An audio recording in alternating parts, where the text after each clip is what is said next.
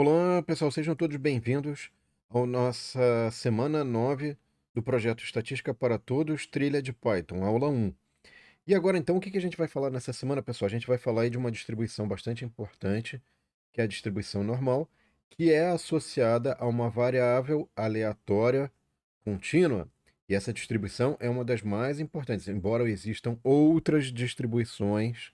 A distribuição normal é uma das mais importantes e é o que a gente vai trabalhar ao longo desta semana, tá? Então, nessa primeira aula, o que a gente vai fazer? A gente vai mostrar que essa aula tem relação com uma aula da trilha de teoria, a aula 1. Se você não viu essa aula da trilha de teoria, vai aparecer um card aqui em cima, mas de qualquer forma a gente vai passando rapidamente sobre alguns dos conceitos que foram vistos na aula da trilha de teoria, tá? Então vamos lá. O que a gente tinha falado lá na trilha de teoria, pessoal? A gente tinha mostrado aqui, ó, na verdade, que é o que é a distribuição normal. Então, a gente falou que a distribuição normal nada mais é do que, por exemplo, você tem uma variável aleatória contínua. Então, o que é uma variável aleatória contínua?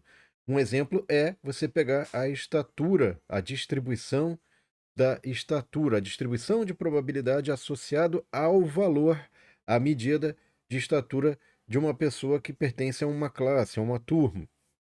Então, como a gente pode ver aqui, o que a gente fez? A gente fez uma tabela, a gente dividiu os nossos dados aqui, de modo que eu tenho um número de pessoas que têm uma estatura em metros de 1,5, de 1,5 a 1,6, de 1,6 a 1,7, 1,7 a 1,8, de 1,8 a 1,9 e maior que 1,9. Então, associado a esta faixa de valores, tá? Eu tenho uma frequência de ocorrência, quantas pessoas estão dentro de cada faixa. Então, eu selecionei ali uma turma de alunos, né? E fui fazendo a verificação ali da estatura desses alunos, verifiquei quantas pessoas estão em cada faixa, calculei a frequência relativa, que é, no caso, pegar o- a frequência e dividir pelo total, e obtive, então, como de forma aproximada, a probabilidade, né? Aproximei a probabilidade pela frequência relativa, tá? Então, o que eu tenho aqui é como o valor em metros de estatura, né, das pessoas dessa turma está distribuído em termos de probabilidade. Então, associado a uma certa faixa de valores de altura, eu tenho a probabilidade correspondente, tá? Então, isso é o que a gente chama de uma função de distribuição é, associada a uma variável aleatória contínua. A variável aleatória é a estatura em metros, porque você não sabe a priori se você seleciona uma pessoa, qual é a altura desta pessoa, mas aí, se ela tiver entre 1,50 e 1,60, a probabilidade dela estar nesta faixa é de 0,08, tá? 8%, tá bom? Enfim. Então, se a gente quiser, a gente poderia ter feito um gráfico. Aqui eu fiz um gráfico de frequência. Aqui está marcado frequência relativa. Não é frequência relativa, é frequência. Mas poderia também ser de frequência relativa e também de probabilidade, tá? Que é o nosso histograma. Por que histograma? Porque eu estou agrupando dados em classes, ok? E as barrinhas ficam juntas, não tem espaço como no gráfico de barras, tá? Muito bem. E aí, o que é importante, pessoal? Sempre eu tenho no eixo X o valor correspondente à variável aleatória, o valor que essa variável aleatória pode assumir, e no eixo Y eu tenho a probabilidade, ou a frequência relativa. Por isso que a gente chama de função de distribuição de probabilidade, porque é uma função que mapeia o valor da variável aleatória com um certo valor de probabilidade, né? E como é que está distribuída essa probabilidade? Como é que é a distribuição dessa probabilidade? Ok? Muito bem. E aí o que acontece, pessoal? A gente está interessado em particular na normal. A gente já vai falar da normal. Só que todas as funções de distribuição de variáveis aleatórias contínuas, né? Função de distribuição de probabilidade de variáveis aleatórias contínuas, elas vão ter que seguir certas propriedades. Por exemplo, eu tenho aqui, pessoal, a probabilidade que ela assuma, x assuma um valor em qualquer intervalo está entre 0 e 1, né? Esse valor não pode ser negativo, não pode ser maior que 1, né? E se eu pegar a probabilidade de todos os intervalos que x pode assumir valor, eu vou ter aí a área de baixo da curva, ou a probabilidade total, igual a 1, tá? Então a gente normalmente associa a área debaixo da curva com probabilidade. Se ficar difícil de entender esse conceito, lembra das barrinhas que a gente usava ali para histograma, para gráfico de barras. Então você está pegando ali certas barrinhas, estão pegando várias barrinhas, e conforme você vai agrupando essas barrinhas, você está agrupando as probabilidades ou as frequências relativas, tá? Nesse caso aqui, a gente tinha feito algumas classes, então eu consigo fazer, por exemplo, a estimativa da probabilidade de eu sortear aleatoriamente um aluno cuja altura esteja entre 1,60 e 1,80. Então vai ser a soma das probabilidades do aluno estar entre 1,60 e 1,70, mais a probabilidade de estar entre 1,70 e 1,80, que dá 0,71, tá? Muito bem. E a distribuição normal é um tipo específico de distribuição de probabilidade para uma variável aleatória, tá? Ela é importante porque, como já vimos aí, estatura, peso de pessoas, notas, pesos de embalagens, cereais e biscoitos, quantidade de leite, uma garrafa, vida útil de um equipamento ou de uma lâmpada, seguem uma distribuição normal, tá? Tem outros exemplos, mas eles são, enfim, exemplos aí bem interessantes do nosso dia a dia, tá? A gente tem então aqui algumas propriedades da normal, eu não vou ficar repetindo aqui, eu só passei essa parte aqui teórica porque é importante. E qual é o problema da distribuição normal, pessoal? É o seguinte: se você quiser calcular a probabilidade, o que basta fazer? Basta você calcular a área debaixo da curva, certo? Matematicamente falando, eu teria que pegar a função de distribuição de probabilidade associada à variável aleatória x, aqui está o nosso x, e calcular a área debaixo da curva. Calcular a área debaixo da curva é pegar esta função maravilhosa, que corresponde à função de distribuição de probabilidade normal, e resolver a integral definida no intervalo de a até b, para calcular a probabilidade de x estar dentro de uma faixa a a b, tá? Resolver essa integral, pessoal, não é fácil. Você tem que usar métodos numéricos. E aí o que acontece? Na maioria dos livros didáticos, como não vem com computador junto, não vem com planilha, ou enfim, eles querem fazer as contas de forma independente, né? O que eles trazem em geral? Eles vão trazer uma tabelinha. Então, você vai ter uma tabelinha desse jeito aqui que a gente tem, que isso aqui eu discuti lá na aula 2, tá? Na aula 2 da trilha de teoria, certo? E aí o que acontece? Essa tabelinha é como se fosse um computador rudimentar.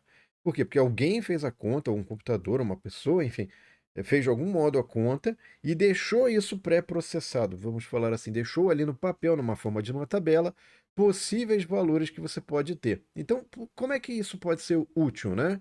Por exemplo, suponha que eu quero calcular a probabilidade de um valor estar entre 0 e 1,95, tá? E aí, não é para uma normal qualquer, é para uma normal específica, o que a gente chama de normal padronizada ou padrão. Por que normal padrão? Porque é uma normal que tem média MIS igual a 0 e desvio padrão igual a 1. Tá? A gente vai ver mais para frente que essa normal é importante, porque eu poderia, a partir dela, derivar o cálculo das demais probabilidades para outras normais, com outros parâmetros, né, de média e de desvio padrão, usando, enfim, redundância para esse caso da normal padrão.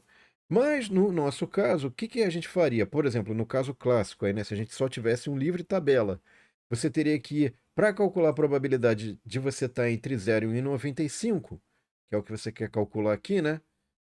Dado que você tem uma variável aleatória cuja a probabilidade, a distribuição de probabilidade segue uma normal padrão, como é que você poderia fazer? Você teria que ir numa tabela, aí você olharia na linha, veria unidade e primeira casa decimal, e na coluna a segunda casa decimal, e acharia a probabilidade aqui, cruzando a linha com a coluna.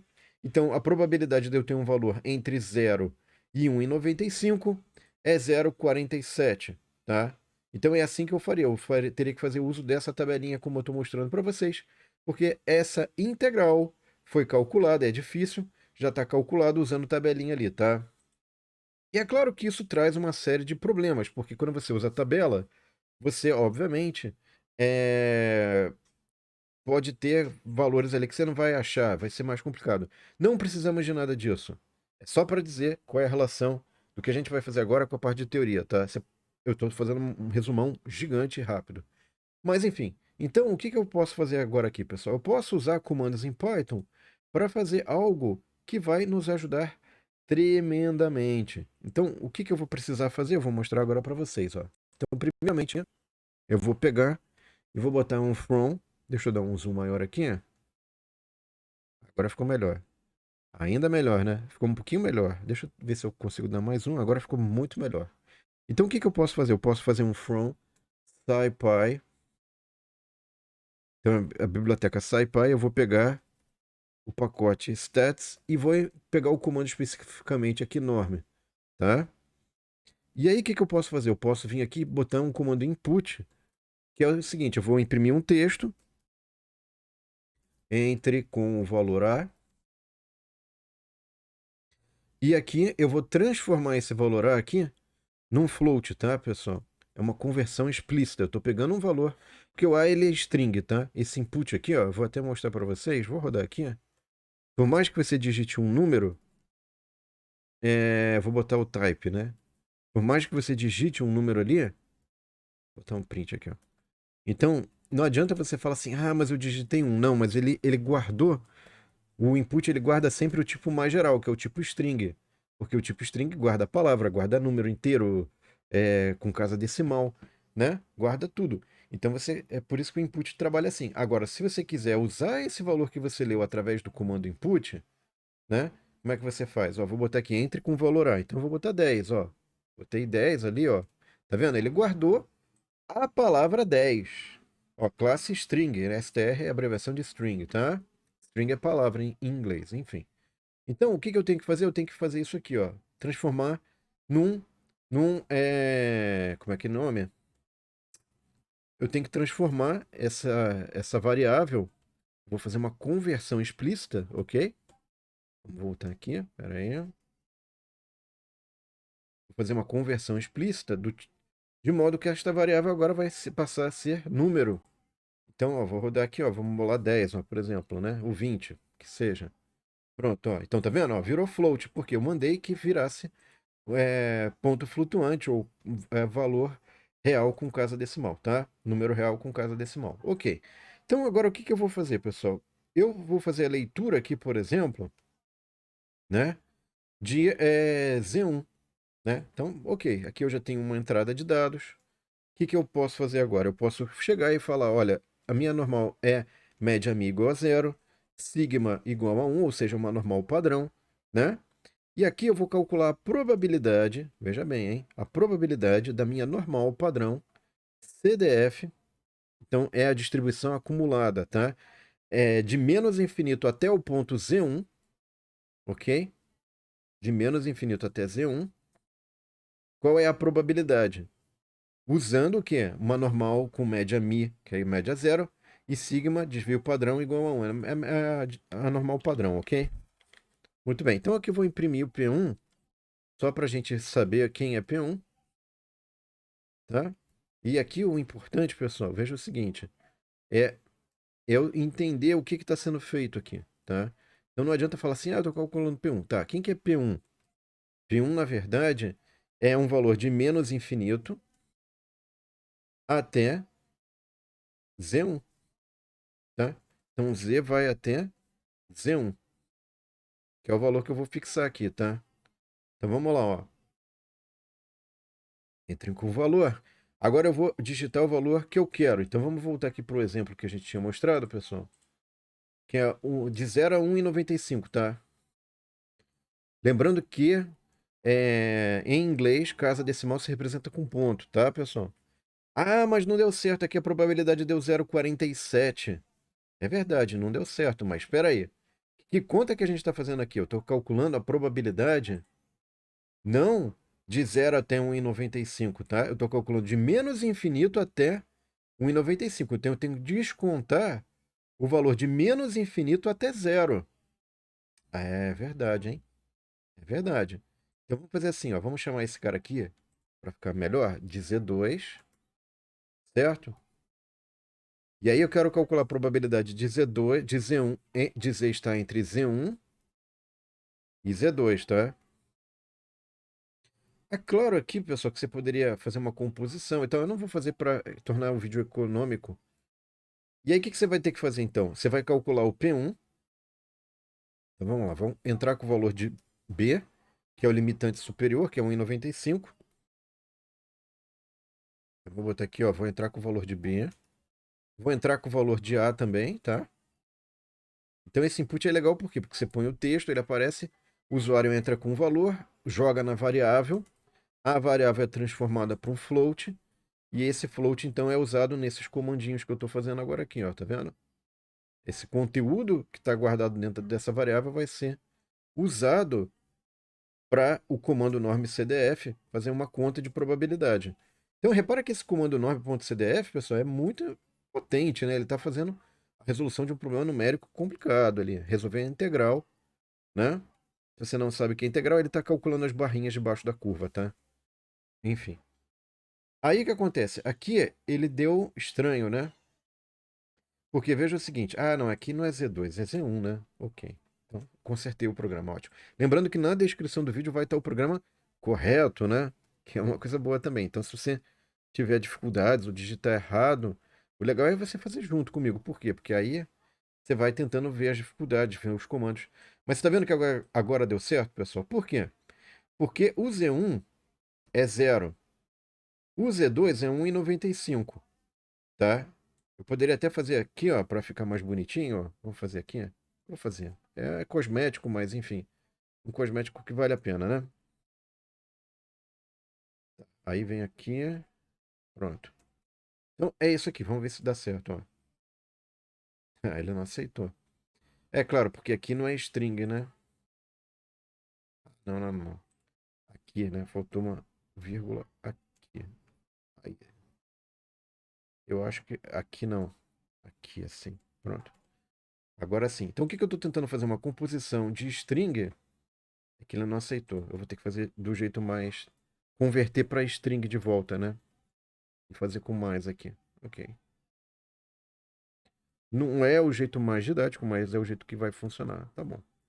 Tá bom. Vamos lá. Pronto. Aí vem aqui string. Pronto. Vamos lá. Ó. Então agora sim, ó. Vamos botar 0.0. 1,95.